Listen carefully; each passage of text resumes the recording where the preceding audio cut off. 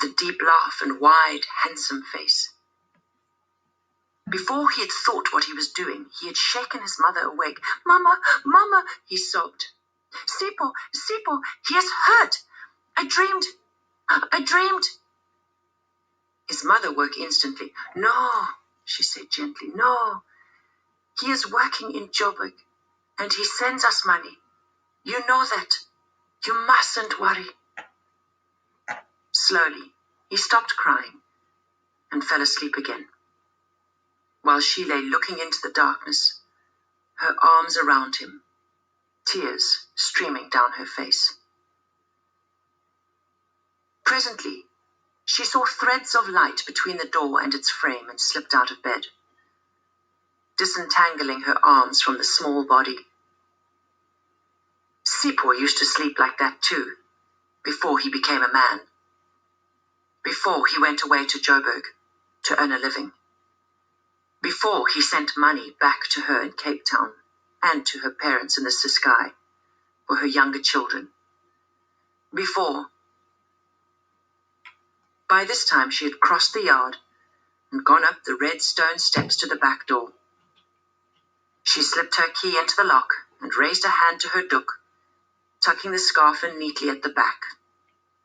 It was almost time to take up the tea. Chapter 2.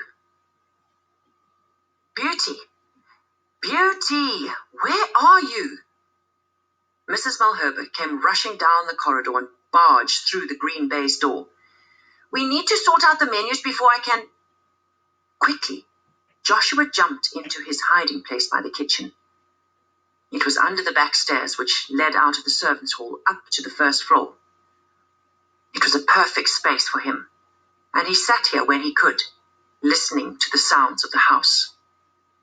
It was like a little room, a cupboard really, into which the vacuum cleaner and the polisher were crammed.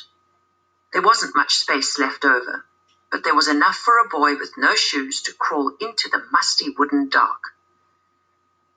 Joshua had pulled an old blanket in there once, one he had taken from Betsy's basket. She was a basset hound, who sometimes let him crawl in with her and give her a cuddle. There was a big fuss over the missing blanket. His mother had to swear that she hadn't taken it home or sold it. "Sold it!" she fumed as they sat in the damp paraffin smell of her room. "Why would I want to sell that old thing?"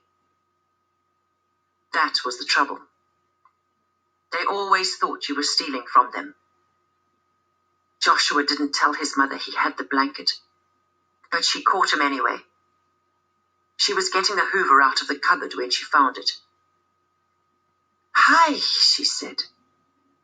"You have shamed me in front of the madam. We must give it back." But he begged and pleaded, and in the end she left it where it was. At least that way, he supposed, she could say it had just somehow gotten into the cupboard. She didn't know how. And it meant he was out of the way. In fact, he wasn't meant to be in the house at all. He should have been in the country with his grandparents. But Mrs. Malherbe was turning a blind eye, which was what these people did when they wanted to help you. Other times they said, "How can I believe you?" Or, "You can't fool me, I'm not stupid." They were, though, most of them. How many of them could speak 3 or 4 languages? How many of them could run a house that size, cleaning it through every day, making the beds, doing the washing and the cooking, and still look after a set of fractious white children? It seemed that most of them couldn't do anything at all. It took Mrs. Malherbe most of the morning to get up. Then she had coffee and buttered Pravita by the pool and listened to Woman's Hour. After swimming 10 lengths, she showered. Then she went out in her car. It was a dark green MG, and it made a throaty roar as it went up the road. Joshua